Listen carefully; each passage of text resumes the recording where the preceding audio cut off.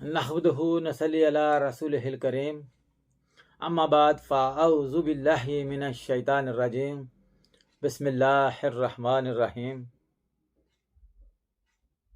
अल्लाहुम्मा सल्लि अला मुहम्मद व अला आलि मुहम्मद कमा सल्लैता अला इब्राहीम व अला आलि इब्राहीम इन्नका हमीदुम मजीद। अल्लाहुम्मा बारिक अला मुहम्मदिन व अला आलि मुहम्मद कमा बारकता अला इब्राहीम व अला आलि इब्राहीम इन्नका हमीदुम मजीद। प्यारे भाइयों, प्यारी बहनों, प्यारे बुजुर्गों और ख़ासुल ख़ास प्यारे बच्चों, अस्सलामु अलैकुम व रहमतुल्लाहि व बरकातुहू। पाकिश 2030 आपकी खिदमत में हाजिर है। जैसा कि रोज़ाना की बुनियाद पर अपने यूट्यूब चैनल्स पर रोज़मर्रा की बुनियाद पर छोटी छोटी बातें रखने का ये शर्फ हासिल है, उसी सिलसिले की कड़ी में आज आपके सामने बात होगी इंतकाम की। देखते हैं कुरान और हदीस हमें क्या हदायत देता है इंतकाम के बारे में, और मेरा और आपका रवैया इस वक्त क्या है इंतकाम के बारे में। सबसे पहले तो पाकिश 2030 को सब्सक्राइब कीजिए, लाइक कीजिए, शेयर कीजिए और इस वीडियो को आखिर तक ज़रूर देखिए ताकि आपको भी पता चल सके कि मेरे और आपके अंदर इंतकाम की कितनी आग जिसने हमें जलाए हुए है, और हम इस इंतज़ार में बैठे हैं कि कब अपना इंतकाम ले सकें और किससे ले सकें, क्यों लें, इस पे बात होगी इंशाअल्लाह ताला। आगे बढ़ता हूँ। इंतकाम क्यों कर लिया जाता है, इस पे बात होगी। भाइयों और दोस्तों, बहनों और बुजुर्गों, हमें ज़िंदगी में ऐसे बहुत से लोग मिलते हैं, बहुत से लोगों से हमारा दिन ब दिन वास्ता पड़ता रहता है, जो निहायत ही अच्छे इखलाक वाले, दीनदार, ईमानदार, नमाजी, परहेज़गार, हाजी और पता नहीं कितनी कितनी अच्छी औसाफ के मालिक होते हैं। इनसे मिलकर हमें दिली खुशी महसूस होती है, मगर कुछ लोग हमें ऐसे भी मिलते हैं जिनसे मिलकर हमें तकलीफ़ भी पहुंचती है। अब देखना यह है कि ये दो तरह के जो लोग, जो दो तरह की कैटेगरी में बांट दिए गए हैं, तकसीम कर दिए गए हैं, ये लोग कौन हैं और मेरा और आपका शुमार इन दोनों ग्रुपों में से किस ग्रुप में है, इसको देखना पड़ेगा। भाइयों और दोस्तों,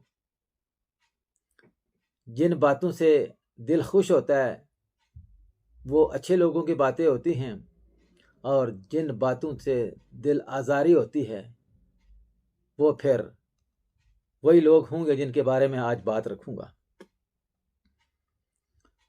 पहली किस्म के लोगों से माशरे को तकवीत मिलती है, इस्लाही माशरा होता है और लोग बुराइयां छोड़ के अच्छाइयों की तरफ आते हैं। जबकि दूसरी किस्म के लोग जिनका तस्करा होने को जा रहा है, जो इंतकाम के लिए दिन रात वक़्त की तलाश में रहते हैं, उनकी सोबत अख्तियार करने से अपना भी माहौल ख़राब होता है, घर का माहौल भी ख़राब होता है, अहले मोहल्ले का माहौल भी ख़राब होता है, और फिर हत्ता कि मुल्क अगर इन लोगों के हाथ में आए तो मुल्क का भी सत्यानाश हो जाता है, जो कि हो रहा है। इन्ना लिल्लाहि व इन्ना इलैहि राजिऊन। भाइयों और दोस्तों, इन्हीं बुरी आदत में से एक आदत जिसका नाम इंतकाम है। जब कोई शख्स कोई ऐसी बात कहे या फिर अमल करके दिखा दे जिससे हमें तकलीफ पहुंचे, अजियत पहुंचे या इज्जत नफ्स मजरू हो, तो अक्सर ऐसा होता है कि इस शख्स के लिए فوراً دل میں برائی جنم لیتی ہے، پیدا ہوتی ہے، تاثرات بنتے ہیں، پھر اس شخص کی ان بدسلوکیوں کا بدلہ لینے کا جی چاہتا ہے۔ اکثر لوگ جو ہیں وہ بدلہ لے بھی لیتے ہیں، جو کہ انتقام کہلاتا ہے، اور انتقام لینے کا جو جذبہ ہے وہ اختتام کو پہنچتا ہے، اور پھر لمبی تان کے سو جاتے ہیں جو انتقام لے لیتے ہیں۔ بھائی اور دوستو، بہنوں اور بزرگوں،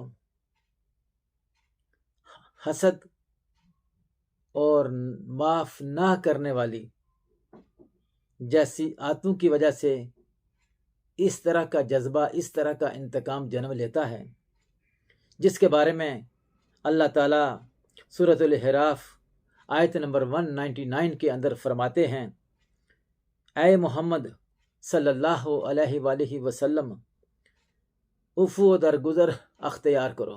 حالانکہ میں عفو درگزر پہ پہلے بات کر چکا ہوں۔ اور نیک کام کرنے کا کیا کرو؟ حکم دو،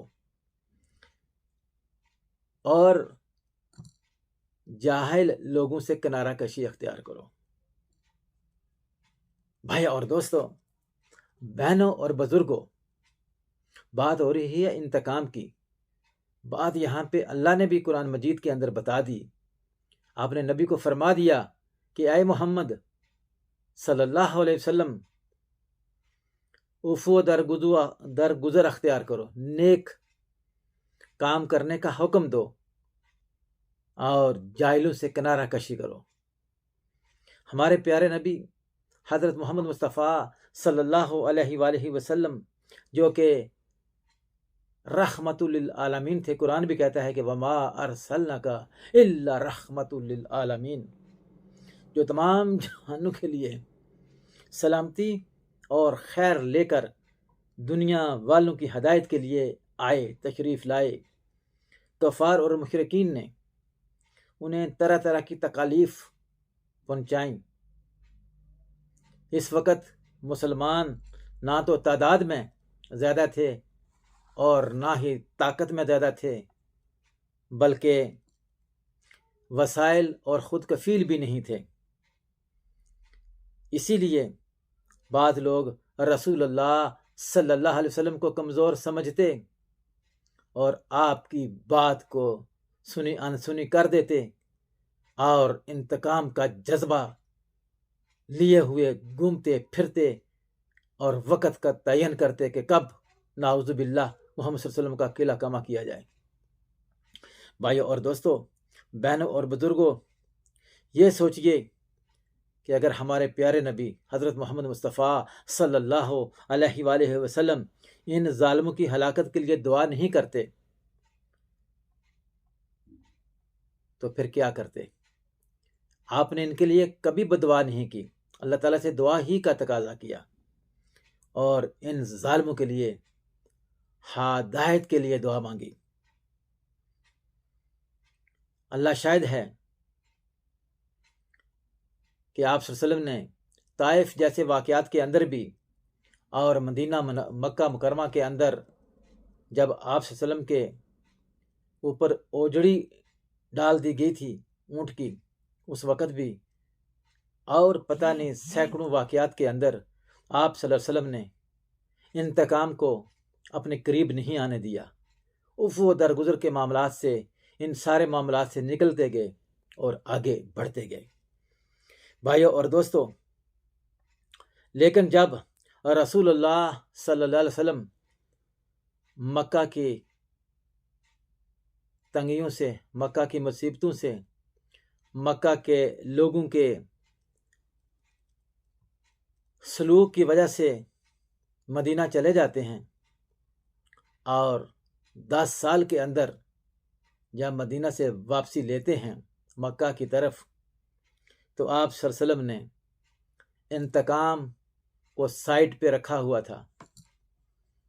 آپ صلی اللہ علیہ وسلم کے ویژن میں صرف یہی تھا کہ کسی طریقہ سے مکہ کو، حرم پاک کو، کعبۃ اللہ کو 360 یا 65 جو بھی بت تھے اس کے اندر، اس سے آزاد کیا جائے، ان کو پاک کیا جائے، کعبۃ اللہ کو بتوں سے آزاد کر کے پاک کر کے وہاں پہ خالصتاً اللہ کی عبادت شروع کی جائے۔ بھائیو اور دوستو، بہنوں اور بزرگوں، تو پھر وہ موقع آ بھی گیا۔ آپ جب مکہ میں داخل ہونے کے لیے مکہ سے قریب ہی پہاڑوں تک اپروچ پا لیے، وہاں پہنچ گئے، خیمے لگا دیے، تو بھائیو اور دوستو، انتقام تو اتنا زیادہ لے لینا چاہیے تھا، لیکن چونکہ آپ رحمت للعالمین تھے تو آپ نے انتقام کو اپنے قریب نہیں آنے دیا، بلکہ جب صحابہ کرام نے اس شخص کو پکڑ لیا جو کہ آپ کا چچا تھا، جس کا نام ابو سفیان تھا، جو کہ ایک مرتبہ نہیں 27-28 مرتبہ انہی مکہ کے لوگوں کو ورگلا کر، ان کی فوج تیار کروا کر مدینہ منورہ کے اندر نبی علیہ الصلوۃ والسلام پہ چڑھائی کرتا رہا، غزوات ہوئے، اور یہ بھی بچتا رہا، آپ صلی اللہ علیہ وسلم بھی بچتے رہے، اور آخر یہاں پہ آ کے جب ٹکراؤ ہو گیا، صحابہ نے اس کو پکڑ لیا، ابو سفیان رضی اللہ تعالیٰ عنہ کو نبی پاک کے پاس لایا گیا، تو آپ صلی اللہ علیہ وسلم نے صحابہ کو بولا کہ اس کو آزاد کر دو، چھوڑ دو، اس کو میرے قریب بٹھا دو۔ آپ نے بولا ابو سفیان غم نہ کر، اب تو میرے پاس آ گیا ہے، اب تو میرے سلوک سے واقف ہوگا کہ میں نے تیرے ساتھ کیا سلوک کرنا ہے۔ فرمایا کہ ابو سفیان، اگر امان چاہتے ہو تو جاؤ، ان پہاڑوں کی ٹولیوں پہ کھڑے ہو کر اہل مکہ کو آواز دے دو کہ حرم پاک کے اندر، ابو سفیان کے گھر کے اندر، چار دیواری کے اندر قریب ترین جو جگہ ملتی ہیں وہاں پہ اکٹھے ہو جاؤ، آپ سے کسی قسم کا کوئی انتقام نہیں لیا جائے گا، رحمت للعالمین تشریف لا رہے ہیں۔ بھائیو اور دوستو، یہاں پہ دیکھیے، جن کے ہم امتی ہیں ان کی ادا کو بھی دیکھیے، اور آج ہماری اداؤں کو بھی دیکھیے۔ چچا جیسے رشتے حضرت حمزہ علیہ السلام، حضرت حمزہ رضی اللہ تعالیٰ عنہ حضرت حمزہ رضی اللہ تعالیٰ عنہ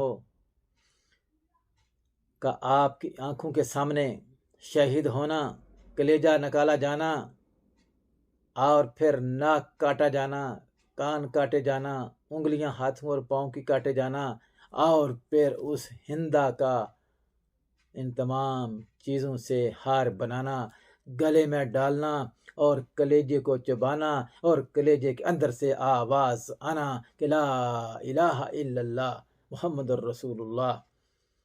کیا میں اور آپ آج کے اس دور کے اندر کسی کو معاف کر سکتے ہیں؟ اگر کوئی ہمارے ساتھ ایسا کر لے، لیکن رحمت للعالمین پیارے نبی صلی اللہ علیہ وسلم نے اس ہندا کو بھی معاف فرما دیا، بولا جاؤ ہندا، تم بھی آزاد، کلمہ پڑھ لو، بس محمد کے دین کو تسلیم کر لو، اللہ کو وحدہ لا شریک مان لو۔ اس نے بھی مان لیا، اور اللہ کے نبی نے بھی معاف فرما دیا۔ پھر ان لوگوں کو بھی جن کی وجہ سے آپ کو طائف کی پہاڑیوں میں رسوا کیا گیا، پتھر پھینکوائے گئے، لہو لہان کیا گیا، آپ کا بے ہوش ہو جانا، اور انگوروں کے باغ میں پہنچنا، اور پھر وہاں پہ جو گارڈین تھے اس باغ کے، ان سے ملاقات ہونا، تازہ انگور کا رس پینا، ہوش میں آنا، اور پھر حضرت عیسیٰ علیہ السلام کی باتیں، مریم بی بی کی باتیں، اور پھر عیسائی مذہب پہ باتیں، اور پھر سورہ مریم کی تلاوت، اور پھر ان لوگوں کا جو آپ کے ساتھ حسن سلوک تھا، اس کو دیکھ کر آپ نے جو انتقام بری ہونی چاہیے ایک عام انسان کے اندر، اس کو نہیں دیکھا آپ نے، ان کی اداؤں کو نہیں دیکھا طائف والوں کی۔ آپ نے پہاڑوں کے فرشتے کو بھی کہہ دیا، ایون جبرائیل امین کو بھی کہہ دیا کہ جائیے رب سے فرمائیے میں ان لوگوں کے خلاف بد دعا نہیں مانگوں گا، بلکہ میں اپنے رب سے ان لوگوں کے لیے ہدایت کی دعا کروں گا۔ آج اگر یہ لوگ میرے دین کو نہیں سمجھ پائے یا مجھے نہیں سمجھ پائے تو کوئی بات نہیں، ان کی نسلیں، ان کی اولادیں ضرور میرے دین پہ ایمان لائیں گی۔ بھائی اور دوستو،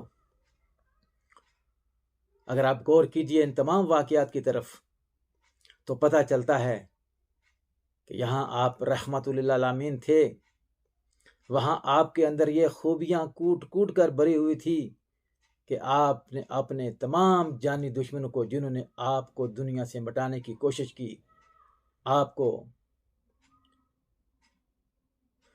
دیکھنا گوارا نہیں کرتے تھے، سب کو معاف فرما دیا، بولا جاؤ معاف کر دیا، کسی سے کوئی انتقام نہیں لیا۔ بھائیو اور دوستو، آپ آسانی سے بدلہ لے سکتے تھے، انتقام لے سکتے تھے، لیکن آپ نے کسی سے کوئی انتقام نہیں لیا۔ جب رسول اللہ صلی اللہ علیہ وسلم نے مکہ میں ایک فاتح سپہ سالار کی حیثیت سے قدم رکھا تھا تو ان کا سامنا ایک ایسی قوم سے تھا جو ان کو اذیت میں کوئی کسر نہ اٹھا رکھا کرتی تھی، مگر ہمارے پیارے نبی حضرت محمد صلی اللہ علیہ وسلم نے اس وقت بھی، جب کہ ان کو اختیار حاصل تھا، ابو سفیان کو بلا کر پاس بٹھا کر عام معافی کا اعلان کروا دیے تھے۔ بھائیوں اور دوستوں، بہنوں اور بزرگوں، جب آپ صلی اللہ علیہ وآلہ وسلم نے عام معافی کا اعلان کیا تھا تو اللہ تعالیٰ نے خطا معاف کرنے والے کے لیے بڑے اجر و ثواب کی وعید بھی سنائی تھی۔ رسول اللہ صلی اللہ علیہ وسلم فرماتے ہیں قیامت کے دن ایک پکارنے والا اعلان کرے گا کہ وہ لوگ کہاں ہیں جو لوگوں کی خطائیں معاف کر دیا کرتے تھے۔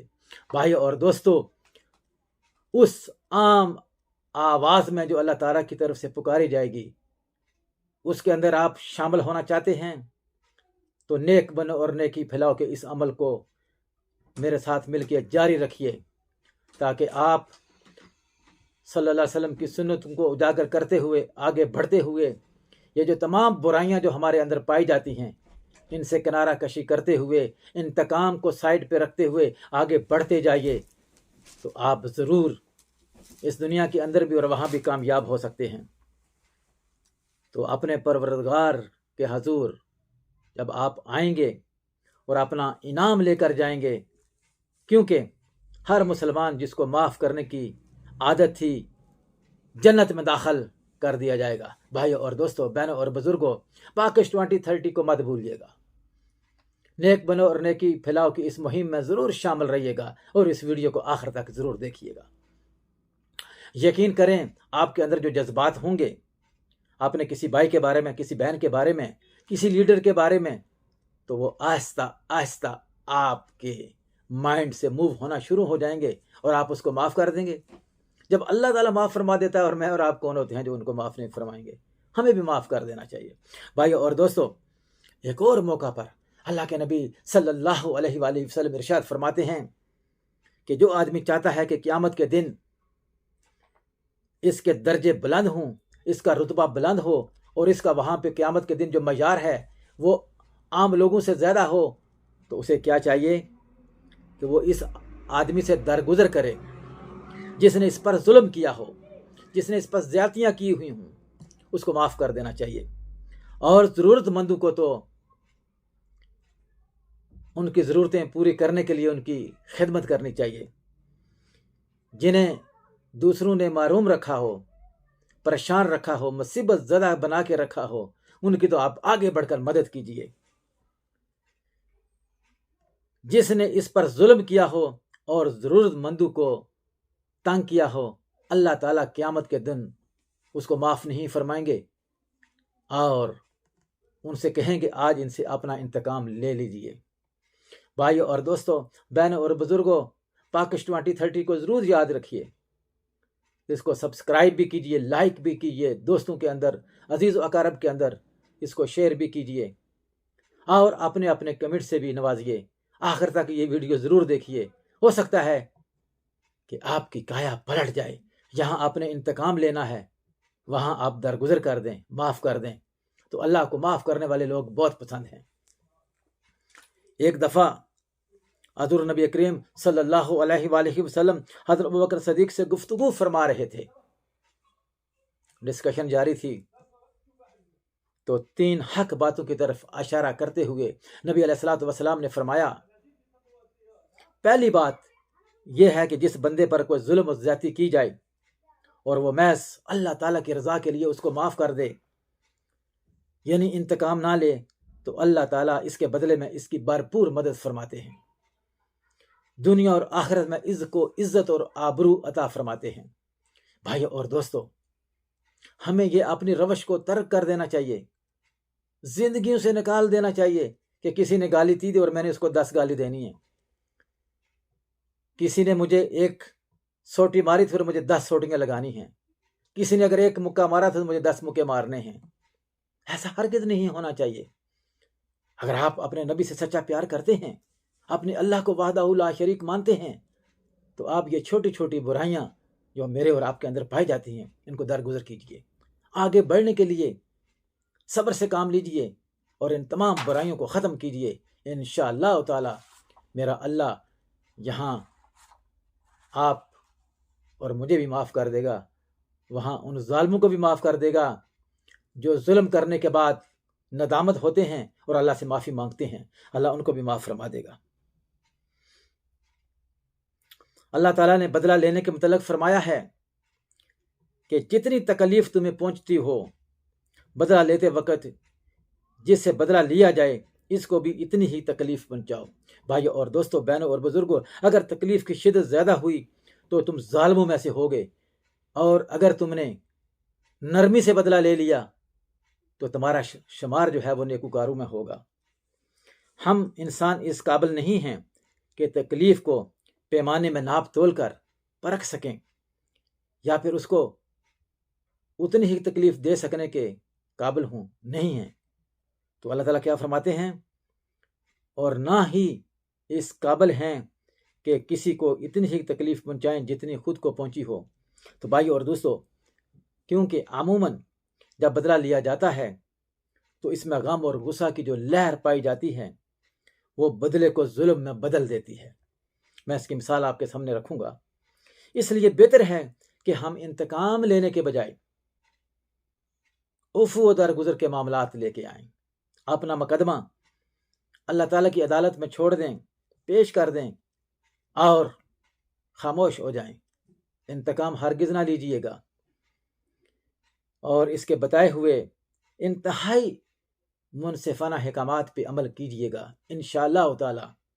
تو پھر کیا ہوگا، پھر خطا کار کو معافی بھی مل جائے گی اور انتقام لینے والے کو صبر بھی آ جائے گا، یا پھر شرعی عدالت میں پیش کر دیں، یہاں مقدمے کا فیصلہ کروائیں۔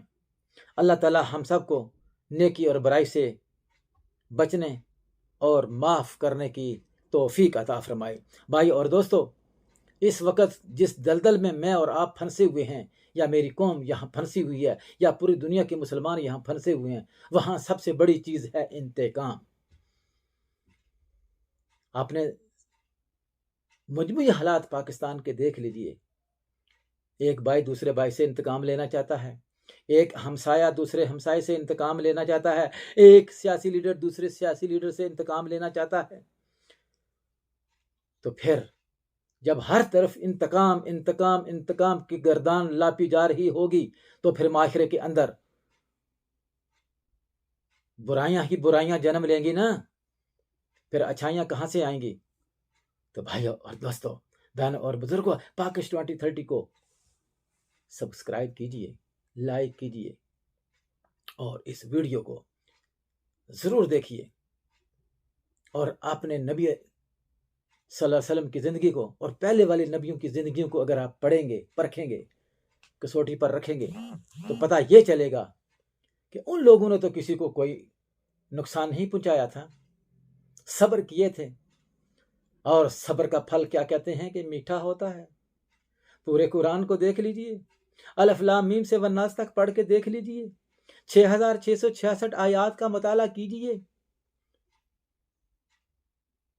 114 سورتوں کو اے سے زیڈ پڑھ لیجئے، سوائے ایک آیت کے کہیں آپ کو گارنٹی نہیں ملے گی۔ وہ گارنٹی اللہ کیا دینا چاہتے ہیں، یا انہوں نے کیا گارنٹی دی ہے؟ تذکیر کے لیے عرض کیے دیتا ہوں۔ اللہ تعالیٰ فرماتے ہیں کہ ان اللہ مع الصابرین، بے شک میں صبر کرنے والوں کو کے ساتھ ہوں۔ اللہ کس کا ساتھ دینا چاہتے ہیں؟ صبر کرنے والوں کا۔ تو آپ صبر کیوں نہیں کر سکتے؟ صبر کیجئے۔ یہ جو ملک کے اندر اس وقت حشر جیسا ایٹماسفر بنا ہوا ہے، ہر طرف لاوا ابل رہا ہے، ہر طرف آگ لگی ہوئی ہے، کس چیز کی؟ انتقام کی۔ کسی کو جیل میں ڈالا جا رہا ہے، کسی کو جیل سے رہا کیا جا رہا ہے، کسی کو جلا وطن کیا جا رہا ہے، کسی کو جلا وطنی سے واپس بلایا جا رہا ہے۔ پوری قوم 23 کروڑ عوام ایک دوسرے کے اوپر گالی گلوچ کر رہی ہے، ایک دوسرے کی سلواریں اتار رہی ہے، ایک دوسرے پہ نکتہ چینیاں جاری و ساری ہیں۔ کیا میں اور آپ اس قرآن کو نہیں مانتے؟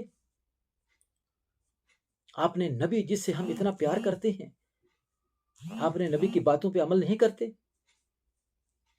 کیا اللہ کے نبی نے ایسا کرنے کو کہا تھا؟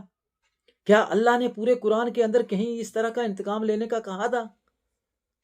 تو پھر تو آپ لیجئے۔ لیکن جب کہیں آپ کو اس طرح کی باتیں نہیں ملتی ہیں، بڑے سے بڑے انتقام کو بھی آپ نے ثابت قدمی سے معاف کر دیا، آگے بڑھتے رہے، تو اس کا صلہ بھی تو اللہ نے دیا تھا نا۔ وہی سینکڑوں لوگ جو مکہ سے مسلمان ہوئے تھے 13 سال کی محنت میں، باقی سبھی کافر رہے تھے، مشرک رہے تھے، جب 10 سالہ مدینہ کی زندگی گزار کے جاتے ہیں صبر سے، استقامت سے، تو وہ پورے کا پورا مکہ بغیر جنگ کے فتح بھی تو ہو جاتا ہے نا، کیونکہ اللہ نے فرمایا تھا کہ میرے حبیب صبر کیجئے، صبر کا پھل بڑا میٹھا ہوتا ہے۔ وہ تو ہم نے دیکھ لیا۔ آج میں اور آپ کہاں کھڑے ہیں؟ ہم کیوں نہیں صبر کر سکتے؟ ہم کیوں ایک دوسرے کے جان کے دشمن بنے ہوئے ہیں؟ کیوں اپنی قبر کی زندگی کو جہنم کا گڑھا بنانا چاہتے ہیں؟ ہم کیوں آگے والی زندگی کو بجائے جنت کی خوبصورت وادیوں سے کنارہ کشی کرتے ہوئے جہنم کی ہولناکی میں جانا چاہتے ہیں؟ کیوں؟ سوچئے گا۔ یہ لیڈران آپ کے کام نہیں آئیں گے، یہ بڑے بڑے پیر بھی آپ کے کام نہیں آئیں گے،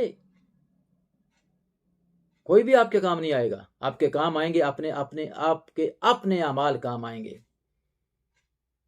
اپنے اعمال کو بہتر سے بہتر بنانے کی کوشش کیجئے، ان تمام برائیوں سے بچنے کی کوشش کیجئے، چغل خوری سے بچئے، انتقام سے بچئے،